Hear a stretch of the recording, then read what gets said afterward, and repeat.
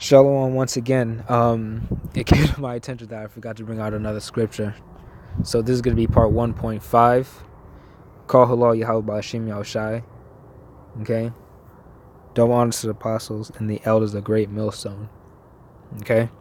Now, the scripture was Obadiah. If you haven't read the book of Obadiah, make sure you go and read that. Oh my goodness. You want to talk about power? You want to talk about putting fear in these Edomites' hearts, these wicked people's hearts? Tell them to go read Obadiah, if they know that they are Edomites, because they'll probably pass it off onto somebody else.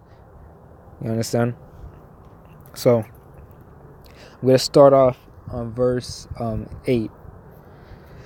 And remember, the question was, why do so-called white people hate so-called black people? It's gonna show you that is really a fulfillment of prophecy that these Edomites have taken up violence on the tribes of Israel. You understand? Let's read Obadiah 1 verse 8.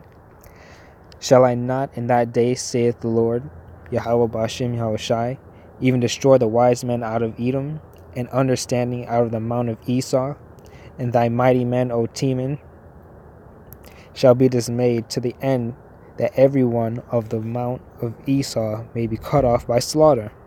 For thy violence against thy brother Jacob, shame shall cover thee, and thou shalt be cut off forever. For thy violence against thy brother Jacob, there you go right there. There's been nothing but violence, man. Look at what they've done to our people. Oh my gosh. The Maccabee goes really in depth with it. I think the book. He has a book called No Sanctuary. Just look it up on Google, man. It's some really terrible things, man. Fetter babies to alligators. You know, setting us on fire, hanging us, torturing us, all because we Jakes. Is messed up. All right. So, verse 11. In the day that thou stoodest on the other side, in the day that the strangers carried away captive his forces, and foreigners entered into his gates and cast lots upon Jerusalem, even thou was one of them. They were one of them, right? But thou shouldest not have looked on the day of thy brother, in the day that he became a stranger. Neither shouldest thou rejoice over the children of Judah in the day of their destruction. Neither shouldest thou have spoken proudly in the day of distress. Thou shouldest not have entered into the gate of my people, in their day of calamity. Yeah, thou shouldest not have looked on their affliction in the day of their calamity, nor have laid hands on their substance in the day of their calamity. Neither shouldst thou have stood in the crossway to cut off those of his that did escape.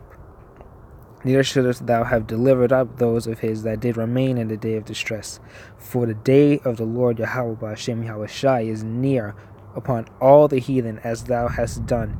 It shall be done unto thee. Thy reward shall be upon thine own head. There you go. That's just telling you what's going to happen to these heathens. Okay? And it's going to happen to our people too. But the difference between us and those heathen nations, these Edomites, even the wicked of Israel is going to get the kingdom. They're going to have that shame, but they're still going to be in the kingdom. They're going to be way better off than these Edomites. These Edomites are going into damn slavery, whether you like it or not. And these heathens, after they done their bondage, 1,000 years of that hard bondage, they go back into the world, But the Edomites are the only ones that are going to be rounded up and literally destroyed. There's going to be no more. That's crazy to think about. But yeah, this is part 1.5. Call hello Yahweh Ba'ashim Yahushai. Lord willing, the part 2 will be out really soon. Shalom.